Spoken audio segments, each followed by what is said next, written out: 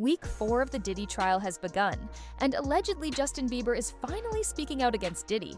Cassie mentioned Usher in her testimony and told the jury how Usher would observe as Diddy violently attacked her. Usher didn't intervene. When Diddy was mistreating Justin, and he helped Diddy conceal his actions. Now Justin is finally speaking out against Diddy and exposing everyone who was complicit with him. Richard says she wasn't alone in witnessing Sean Diddy Combs' abuse. During her second day of testimony in the music mogul's federal trial, the 41-year-old described an alleged 2010 incident of Combs punching then-girlfriend Cassie Ventura at a West Hollywood, California restaurant and said Usher was also a witness to the event. During her testimony May 19th per NBC News, which had a reporter in the courtroom, she said, quote, "Mr. Combs punched Cassie in the stomach.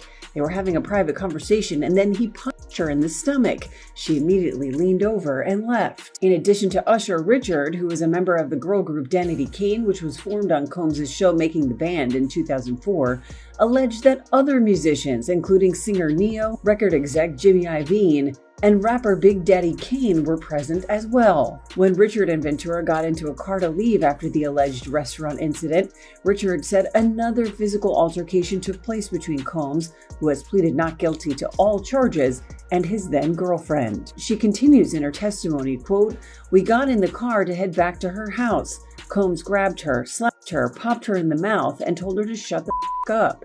Everyone was quiet." Evidence from the trial is finally being released on this topic, and Justin Bieber's representative has issued a statement. Justin says that genuine wrongdoing was happening behind the scenes, and his heart goes out to the people Diddy was harming. Diddy mistreated Justin and Usher. This is why Justin distanced himself from Usher, and why Usher is now concerned about what Justin might reveal. Allegedly, Justin is one of the anonymous victims that the federal authorities plan to call as a witness. Justin Bieber breaking his silence on the ordeal after months of speculation over their one-time relationship. His rep telling ET, although Justin is not among Sean Combs' victims, there are individuals who were genuinely harmed by him. Shifting focus away from this reality detracts from the justice these victims rightfully deserve. Bieber's questionable connection to Diddy piquing interest online as the rap mogul's indictment for sex trafficking and racketeering charges, which he denies, made headlines. Old clips of the two hanging out while Justin was underage resurfacing. Let's just go get some girls. Let's go get some girls. Man after my heart, that's what I'm talking about. We hit him like this, so me and you walking, we hanging out, a little later on the night after the Usher concert. There's also this old Jimmy Kimmel Live segment, adding to fan fears about what might have gone down with Diddy. Got me a Lamborghini. Yeah. Oh, well, that's nice. I haven't gotten it yet, though. When is that coming, that Lamborghini? We talked about this last He time. had the Lamborghini for a day or two, and he had access to the house, and he knows better than to be talking about the things that he does with Big Brother Puff on national television. Oh, apparently not. Some things, everything ain't for everybody. This all comes as Bieber's followers are worried for him, the singer's erratic social media posts causing concern week after week, the Beliebers asking if what he's seen behind the scenes of the industry. I'm begging you, Rob. Yeah. No, I mean, to a lot of us, he's like a little brother. You know what I'm saying? He's not afraid to call and ask for advice. He's somebody that, in the industry-wise, the record industry is a strong family, and he's somebody that, we definitely have our arms around, and we want to protect him because he's such genuinely a nice person besides his talent. You know what I'm saying? He's one of the greatest kids that you could ever know. Just you.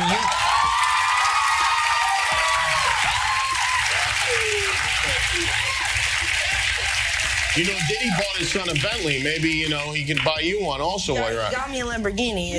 Oh, well, that's nice. I haven't gotten it yet, though. Yeah, I know. When is that coming, that Lamborghini? We talked about this last time. He had the Lamborghini for a day or two, and he had access to the house, and he knows better than to be talking about the things that he does with Big Brother Puff on national television. So, man, you good? I'm good. How are you All right, doing? young brother, everything's good? Everything's Selling great. out arenas and everything? Starting to act different, huh? You ain't been calling me and hanging out the way we used to hang out. Well, you try to get in contact with me, through all my, partners and whatnot. Mm-hmm. But you never really got my number, so. Correct. Okay. My number? Yeah. I'm gonna tell you my number. Yeah. It's 5. Come on, guys. It's money. You don't care about people. Only money. Only money. No people. You don't care about human beings. Go. Go. Go. Shockingly, it's not just Usher who is being named in connection to Diddy. Some of the biggest names in Hollywood, including Kanye West, T.D. Jakes, and even Ashton Kutcher, have been mentioned in this trial.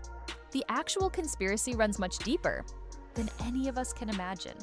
Every person who has tried to expose Diddy in the last 10 years has somehow died of pneumonia. As we examine the layers of this trial, more and more secrets are being revealed from Diddy's past. Why Michael B. Jordan, Kanye West, and more celebrities were name-dropped at Sean Diddy Combs' trial. As jury selection in the mogul's sex trafficking trial got underway May 5th in New York, NBC News reports prospective jurors were shown a list of more than 100 names of people and places that may be referenced during the trial, including actors Michael B. Jordan, Mike Myers, and rapper Kanye West. While the aforementioned celebrities are not implicated in the case, the potential jurors were asked whether they knew any of the names listed and whether it would impact their ability to be impartial, per the outlet. Attorneys did not share an explanation for the list. The names of women who have taken legal action against Combs were also on the list, including his ex-girlfriend Cassie Ventura, whose November 2023 sexual lawsuit against the rapper was settled one day after it was filed. Danny DeCane alum Don Richard, who accused Combs of sexual assault in a lawsuit filed in September, was also listed. Combs has denied any wrongdoing in both cases. In the days leading up to the trial, Diddy had started to threaten everyone that he feared could testify against him. Allegedly, one of these people was Justin.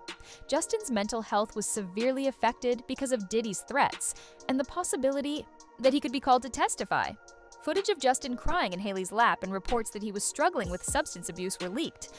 Justin Bieber's rep is breaking their silence on recent rumors regarding drug use.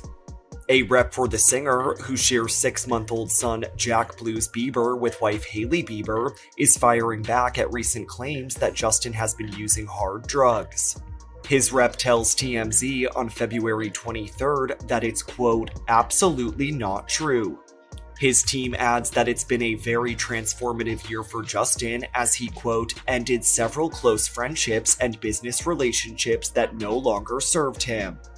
As Justin's 31st birthday approaches on March 1st, he's focused on his family and his music, not speculation about his health, which his rep calls, quote, exhausting and pitiful, and shows that despite the obvious truth, people are committed to keeping negative, salacious, harmful narratives alive. Justin has been struggling with substance abuse for years now. Allegedly, all of this started after Justin was harmed by Diddy. According to Terrence Howard, people like Justin Bieber and Usher are suffering mentally and use substances to suppress the memories of their mistreatment. Justin has discussed his past. During an interview with Apple TV, Justin talked about how he wanted to protect minors like Billie Eilish and how he had noticed that Billie might be in danger. This is what Usher should have done instead of continuing the cycle of abuse that Diddy started. I get it. So you see some guys struggling with that. You see Bieber struggling with that. You see some of these guys struggling with that. They can't get it out of their head. They can't get it out of their head. The things that they did, no matter how they did it, whether they were drunk or high or whatever, you gave up your man card. You need therapy. And that's the thing that hurts them the most. And so they end up on drugs, end up every way to try and get rid of any principles there are. And that's what the business does. And the women that trade their bodies to go and get the role, they get to the point where they have their Oscar, they have their money, but they don't have their dream. They don't have the soul that they started with. So it's like achieving don't mean anything. If I get all the Nobel Prizes from doing all of this, but in the process I have to trade out all of my integrity to do it so that they can stay in place, what benefit is that if I lose my integrity? You got to go in as a principal. And what we were brought in here as men. We produce 1,500 sperm per heartbeat for a reason, because the aggression is necessary. You don't trade that in, no matter what. It's hard for me being that young and being in the industry and not knowing where to turn, and everyone, telling me they love me and, just turn their back on you in a second. So yeah, it's hard because I want her to know that, she can count on me. But at the end of the day, I'm never going to force myself to be in a relationship with her. It has to be natural, right? So I just kind of, you know, let her do her thing. And if she ever needs me, I'm going to be here for her. But yeah, just protecting those moments, because people take for granted encounters. And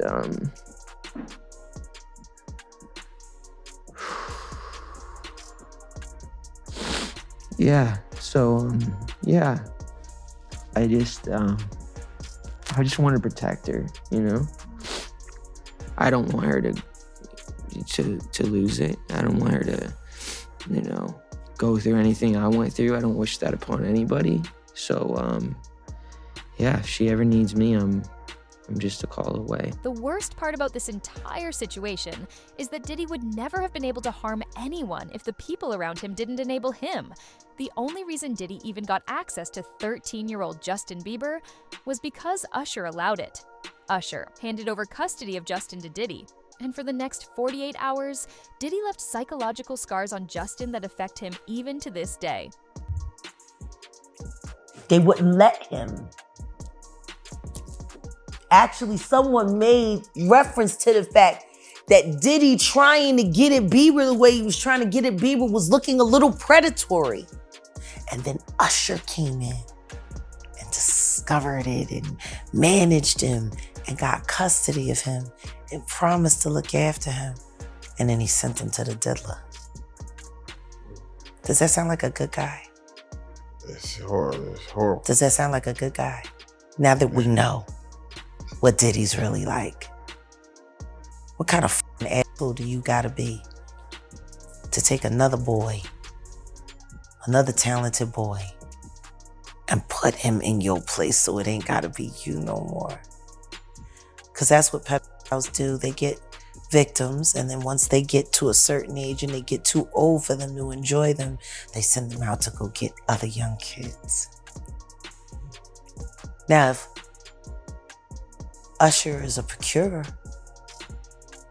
and if Usher knew what was gonna happen to any of those young children that he took to the Flavor Freak off, is he a good guy? Especially considering what happened to him, especially considering that he sat Howard Stern, and Howard Stern said, would you send your kids to Puffy's Flavor Camp? And his immediate response was, hell no! So it's good enough for everybody else's kids, but it's not good enough for yours. As a result of the abuse that Usher enabled, Justin is still traumatized. He has stepped away from Usher completely, and during a deposition a few years ago, even said that Usher was the worst thing that ever happened to him. Justin has unfollowed Usher, a man who calls himself Justin's mentor, and during Usher's Super Bowl performance, he refused to perform with him. Get career. Do you know Raymond Usher the Fourth? No. You know an individual entertainer by the name of Usher? Yeah, Usher. That sounds familiar.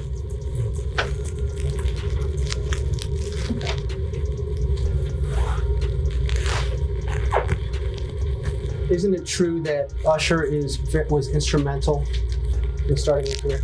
What does that have to do with this litigation, Mr. DeKalb? This is just you trying to harass the client. Before we came back here, you had asked me. She's going to let her read back the question. Thank you for your memory.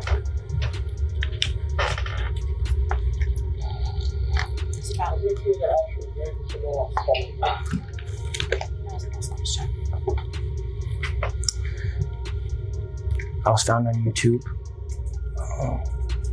I think that I was detrimental to my own career. Justin Bieber is continuing the purge. He has now moved to unfollow Usher, okay, his original mentor. So this is a very big story. And the reason why we should discuss this and we should not diminish what is happening, it's not celebrity drama. This is actually the fall of Babylon that we are witnessing, Hollywood Babylon, that is. Of course, many people, I believe, are accurately assuming that this has something to do, one element has to do with the Diddy lawsuit. A lot of revelations were made in the Diddy lawsuit. So I'm going to start this by saying allegedly. Okay, obviously, he has not yet been convicted of everything, but I knew that he was going to get arrested because after reading through this lawsuit, there were just so many pictures, way too many descriptions. He had hours of video footage proving his claims. I'm referring to the person who initially filed this, Rodney Lil Rod, a producer who went into great detail, laborious effort to basically describe almost a homosexual ring in which people were being drugged at various Diddy parties. But he describes how essentially him being a young producer, they tried to initiate him into homosexuality. And I'm going to read this directly from a lawsuit. It says, quote, Mr. Combs, that's Diddy, used access to Stevie J and his knowledge that the producer, Mr. Jones, admired Stevie J to groom and enticed Mr. Jones to engage in homosexuality. But then there's a footnote in the filing, right? Because the names are redacted. And in the footnote, it reads that regarding the R&B singer that Diddy allegedly slept with, he performed at the Super Bowl and had a successful Vegas residency. So this let people know that very clearly the name that was redacted had to have been Usher, because it was Usher who recently performed at the Super Bowl, and it was Usher at the time of this filing who had just had a very successful Vegas residency. Usher laughed at him when his private photographs were leaked while he was a minor. You have them come to audition for you, right? Actually, with a few people. My wife at the time. Right. It also was Perry Reed, L.A. Reid's first wife. So you were all sitting in a room We somewhere. were in a room. Yeah. And I showed her the video. And Perry says, "Are you crazy? You better get down there and meet this kid right now. He's amazing." When all these pics come out and all this stuff with Bieber's big penis, are you the mastermind behind that? Say, listen, show off your big penis and people will come to those concerts.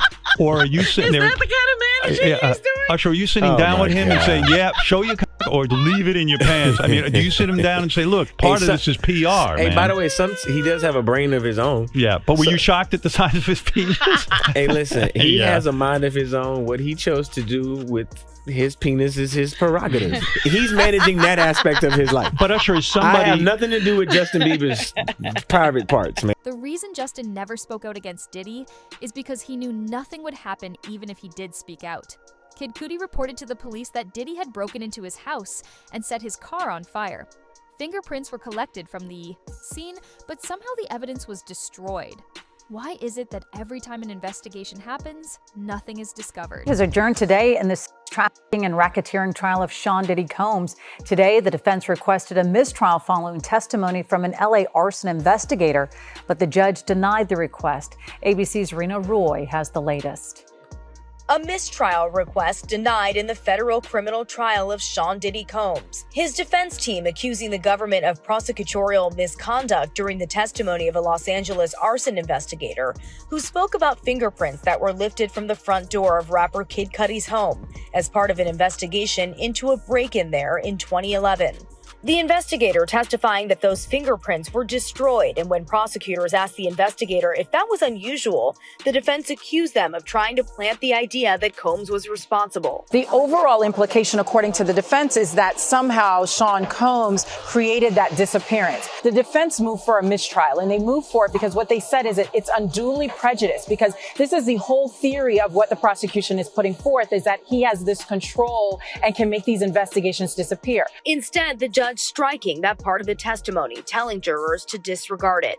Right before, the jury heard from a police officer who responded to that break-in, testifying that he saw a black Escalade leaving the scene with plates registered to Combs' company Bad Boy Productions. The arson investigator also testifying about another incident at Kid Cudi's home in 2012 when his Porsche was set on fire. He testified about the smoke and fire damage in these photos that were shown to the jury and said he determined the fire was targeted and started with a Molotov cocktail. Kid Cudi last week testified he believed Combs was responsible for both incidents after finding out he was dating Cassie Ventura. Evidence of Diddy engaging in inappropriate activities even after the raid on his house is being presented in court. On the day of his arrest, a month after his mansion had been raided and 1,000 bottles of personal lubricant were collected, Diddy was still engaging in these activities. On the 5th day of the trial, Homeland Security Officer Special Agent Yasin Binda took the stand, telling the court how at the time of his arrest, officers found Diddy in a hotel room with $9,000 in cash. and several bags full of personal lubricants. First look inside Combs's Miami mansion the day federal agents busted the gate open last year to raid it. A federal agent testifying about the evidence, guns and ammo seized from Diddy's home that were found near alleged freak-off supplies, which included dozens of bottles of baby oil and boxes of platform heels, bondage restraints, and bundles of rope. Also photographed as evidence that day, motivational messages on Combs's bathroom mirror that included "You a legend" and "Upward motion," and drugs. Lots of drugs, including ones found in plastic bags inside a Gucci bag and orange tablets with the Tesla logo that tested positive for ecstasy. So we just got new exhibits today. Take a look at these photos that prosecutors have just released. They're pictures of Diddy's former girlfriend, Cassie Ventura, with what she says are bruises on her back and legs, which you can see here, and also a gash above her eye. Also released today some pictures from when Diddy was arrested in September of last year at the Park Hyatt Hotel in New York.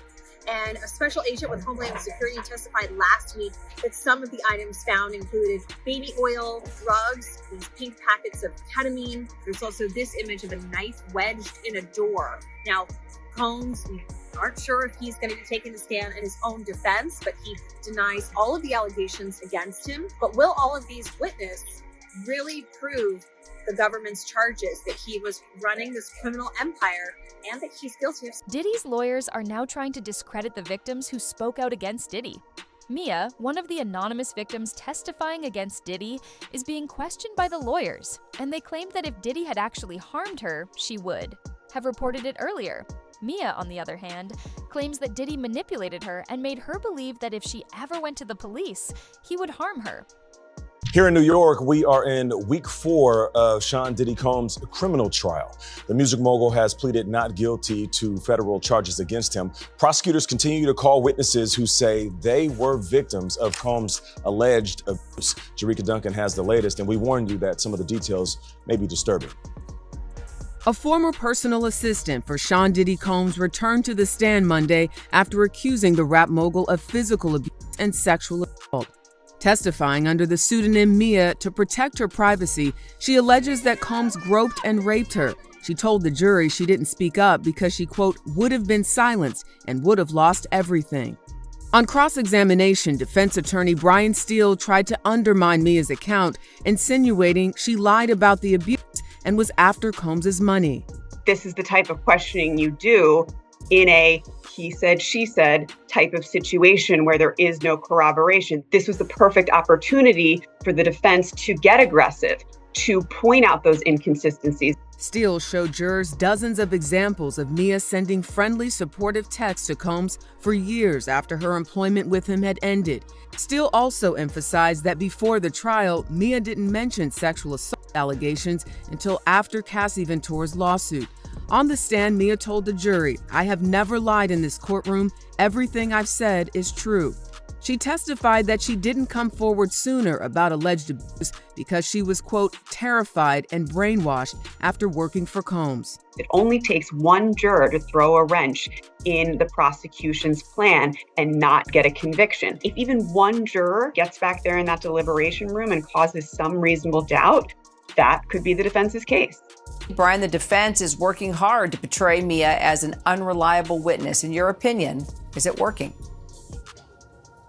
So, yes and no, and I'm sorry to give you the legal answer, Kira, and this is why I say that. I don't think the defense has gotten to a point where we can call Mia an unreliable witness, but I do think they are working towards the idea that some of what she's saying can be questioned.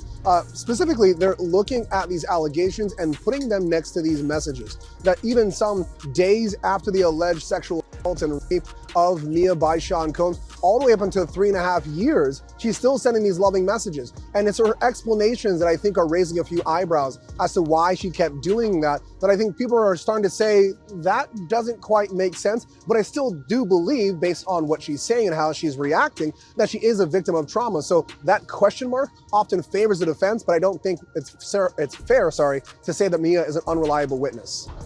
So Mia testified that she was brainwashed by Combs. Is that testimony helpful to explain the reason she may have sent those loving messages?